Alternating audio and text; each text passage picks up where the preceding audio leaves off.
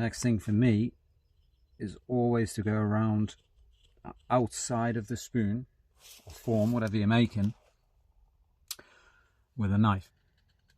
The wood will tell you how it wants to be carved. Let me see if I can get it on camera. So if it's like so, with a nice slice and it's just peeling off, great. If it's digging in like that, and the more you carve, the deeper it goes, it's going the wrong way. Turn it around, carve it that way.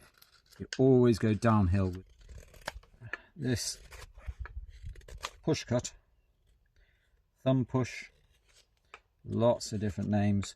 Thumb pivot, because you're using your thumb as like an anchor point on your non-dominant hand.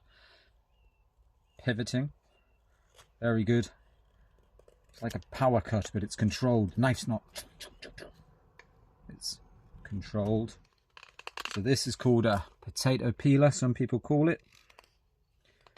There's loads of different names for these grips, but basically I'm doing that. So that, again, that knife can't cut me. I mean, it can, but shouldn't. Just from doing that.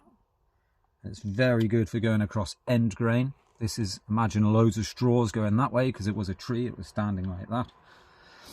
There's thousands and thousands of fibres in here. And if you were, or try to cut them like this, you can see there's very little material coming off. So, to do it in a controlled but powered method. See how more's coming off every time, and then you just flip it round. People use to remove a lot of material, like here, back of the handle, when it's thick. See, that's very thick. Is a chest lever grip. So into the middle of your chest, and it's your mechanics, it's your shoulders, the back of your shoulders. Turns 180 degrees, so it's facing away, like so. And with that movement, this knife technique is always a bit controversial, because people are like, shouldn't cut towards yourself. Valid point. Teach my kids the same thing.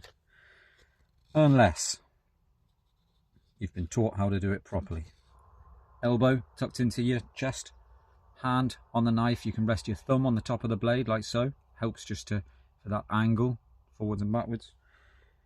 Then you start that end of your cutting blade and you slice into that end, and very slowly and controlled, like so. You'll notice if I go quiet and just carve, I use all kinds of different grips. And I kind of liken it to driving. So you learn how to drive, and you pass your test, and then off you go. And then one day it dawns on you that you've driven somewhere without thinking. You just turn up. You didn't think about changing gears, the speed limits, the cars, the obstructions, blah, blah, blah. You just get there. And I kind of liken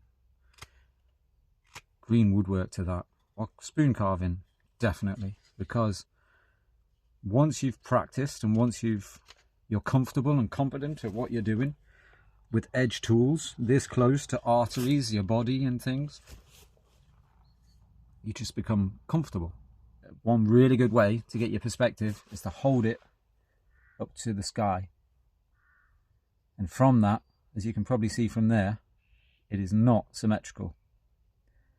Some people don't always want symmetry. It depends what you want. Asymmetrical forms I really like doing, because you don't have to worry so much. And as I've mentioned previously, wood is a natural organic product. It doesn't grow symmetrically.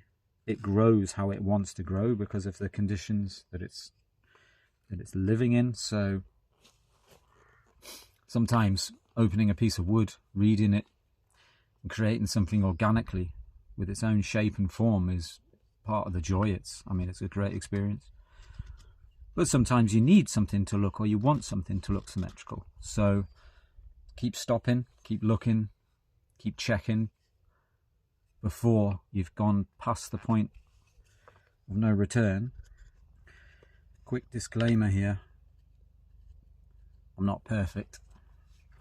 I teach people how to do the correct technique, but when I'm in that place of flow, I cut corners sometimes. Corners that I deem to be acceptable because I know my competence level and my ability.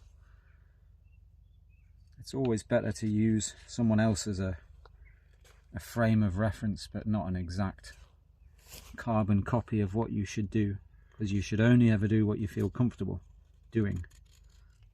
So I hope this kind of helps. It's just part of the process. Feel free to ask questions, anything at all, guys. No such thing as a silly question, just a silly answer. Have a great day, everyone.